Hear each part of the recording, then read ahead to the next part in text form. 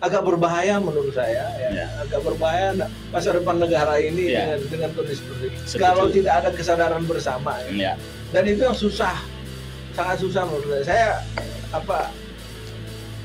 Justru kita mestinya semakin waras ya. Itu yang susah kita cari sekarang. Banyak semua yang pakai akal sehat.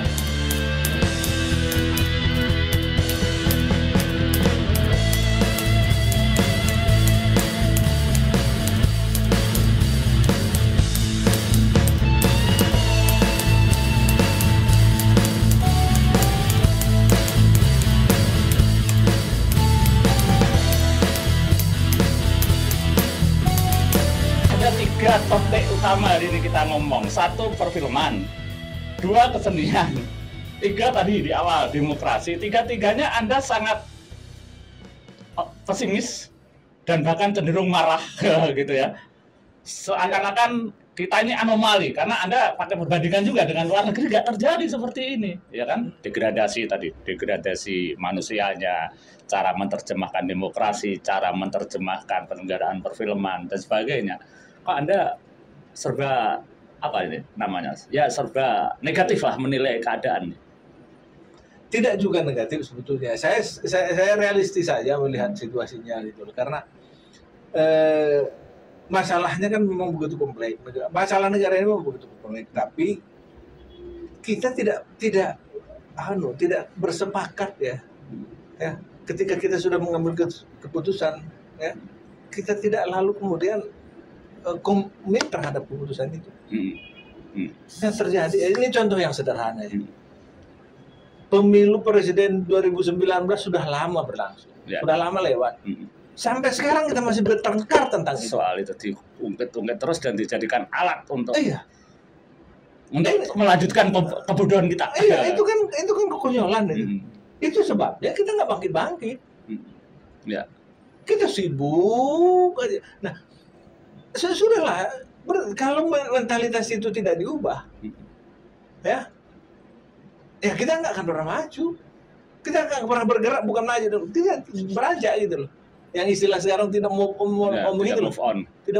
Aduh. Ya, perubahan yang agak radikal seperti itu kan memang harus dipandu oleh kebijaksanaan yang mewakili negara, ya. Kalau kita berharap dari civil society kan nanti jadinya liar, anarkis ya.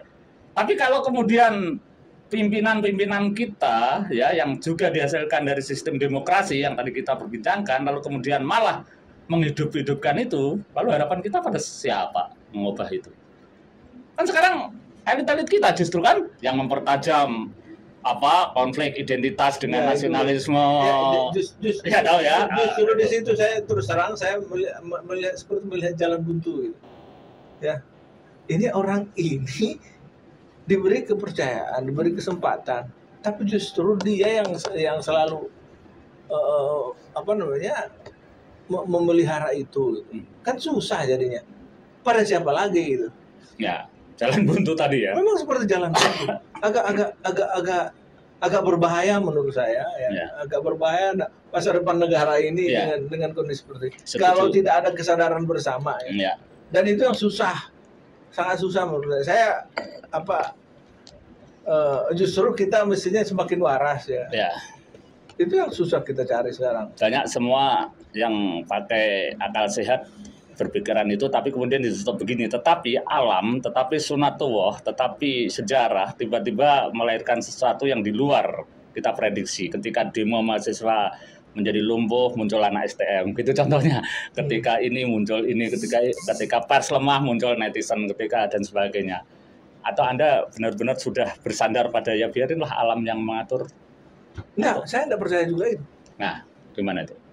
Harus kebudayaan. Iya. Ingat cerita tentang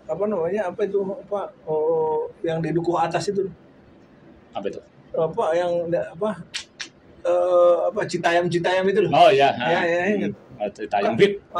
Kan orang-orang bilang itu budaya tanding. Dari mana budaya tanding saya bilang? Saya orang yang betul-betul saya berdebat keras misalnya dengan rekan PP Nugraha di satu kesempatan. Enggak. Saya berani bertaruh, saya bilang kan, ya paling lama 2 bulan lagi, ya itu hilang. nggak begitu. Tidak ada tradisi budaya tanding di negeri ini. Dari mana? Di mana tradisi budaya tanding? Beda, apalagi kau bandingkan dengan yang ada di Jepang sana itu nggak ada sebelah. Iya. Jadi apalagi tokohnya sendiri nggak jelas itu. Iya. Budaya tanding itu jelas tokohnya. Harus ada seseorang, harus ada sosok. Nah, sebetulnya sosok-sosok ini ada beberapa yang muncul gitu, tapi kan tiba-tiba nanti ditebas lagi. Ya. Kita jahat lah. Ya. Ya, ada mentalitas yang sangat jahat itu loh di kehidupan sehari-hari kita itu. Jadi intinya Anda tetap mendorong, ya meskipun hanya tingkat mendorong ya, sebuah gerakan kebudayaan berdasarkan penalaran yang waras gitu ya. Iya dong. Untuk mengubah ini semua ya. Iya, dan itu menurut saya, dan saya orang yang tidak percaya itu ya, oh ini kita serahkanlah kepada, nggak ada itu. Iya. Perubahan itu harus direkayasa. Iya.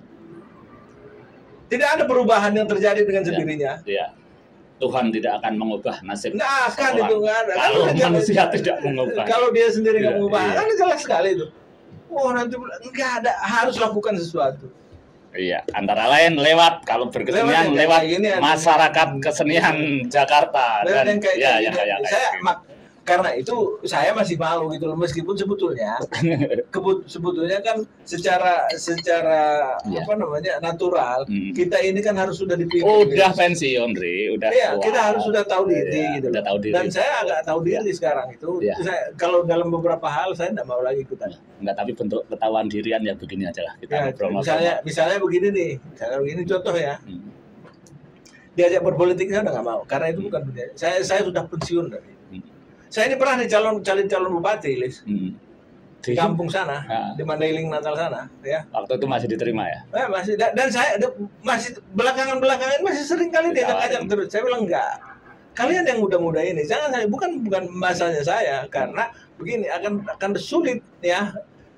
Saya akan datang dengan frame berpikir saya, ya, dengan frame yang ada saya yang sudah ya all crack ini ke sementara. Kalian ini kan udah generasi milenial. Saya memang belum tua-tua amat, saya bilang, tetapi sudah berbeda lah. Ya, jadi kalian lah yang urus ya. Jadi kalau ada orang yang masih sudah pensiun, kan usia kita ini kan eselon 1 pun sudah pensiun kita kan. Pensiun. Ya kan?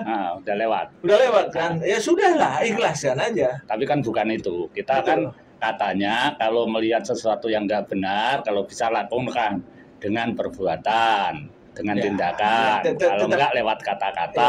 Tetapi tidak harus langsung ikutan lagi duduk di situ kan. Iya, makanya ini yang kita lakukan. Oke, kita ngomong begini. Iya, oke, Ari F. Batubara, terima kasih Anda datang ke Sinematek. Kapan-kapan kita ngobrol lagi.